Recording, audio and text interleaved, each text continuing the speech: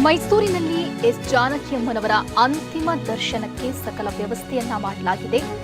ಬೋಗಾದಿ ಮನೆಯಲ್ಲಿ ಅಂತಿಮ ದರ್ಶನಕ್ಕೆ ವ್ಯವಸ್ಥೆ ಮಾಡಲಾಗಿದೆ.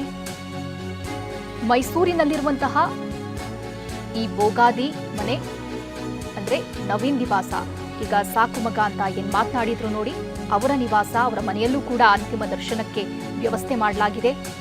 ಎಸ್ ಜಾನಕಿಯವರ ಕೇರ್ ಟೇಕರ್ ಕೂಡ ಆಗಿದ್ರು ಇವರು. ಕಡೇ ದಿನ ಬೋಗಾದಿ ಮನೆಯಲ್ಲಿ ಜಾನಕಮ್ಮ ಕಳೆದಿದ್ರು. ಇಲ್ಲೇ ನನ್ನ ಕೊನೆ ಹೆಸರು ಹೋಗ್ಬೇಕು ಅಂತ. Hotel Management with AI. Join IIHM, International Institute of Hotel Management.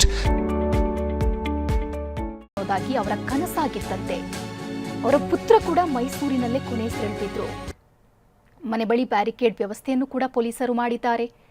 ಜಾನಕಿಯಮ್ಮನವರ ಇಚ್ಛೆಯಂತೆ ಸಕಲ ಕಾರ್ಯಗಳು ಕೂಡ ನಡೀತಾ ಇದೆ. ಸಾಕುಮಗ ನವೀನ್ ಅವರು ಹೇಳ್ತಿದ್ರು, 2018ರಿಂದ ಅತಿ ಹೆಚ್ಚಾಗಿ ಮೈಸೂರಿನಲ್ಲೇ ಇರ್ತಿದ್ರು ಅವರು.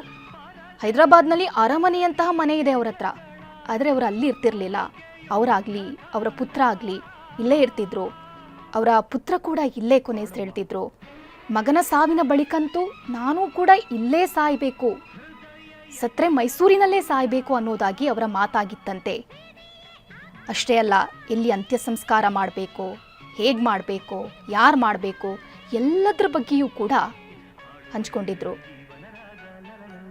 ಇನ್ನೊಂದು ವಿಚಾರ ಏನು ಅಂತಂದರೆ, ಅವರ ಅಂತ್ಯ ಸಂಸ್ಕಾರವನ್ನು ಮಾಡ್ತಾ ಇರೋದು ಮೊಮ್ಮಗಳು ಅಪ್ಸರ.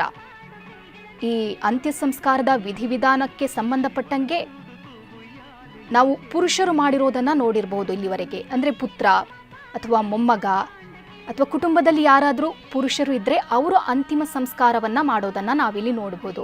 ಆದರೆ ಇಲ್ಲಿ ಮೊಮ್ಮಗಳು ಮಾಡ್ತಾ ಇರೋದು, ಇದು ಕೂಡ ಜಾನಕಿಯಮ್ಮನವರ ಆಸೆ ಆಗಿತ್ತು ಅನಿಸುತ್ತೆ.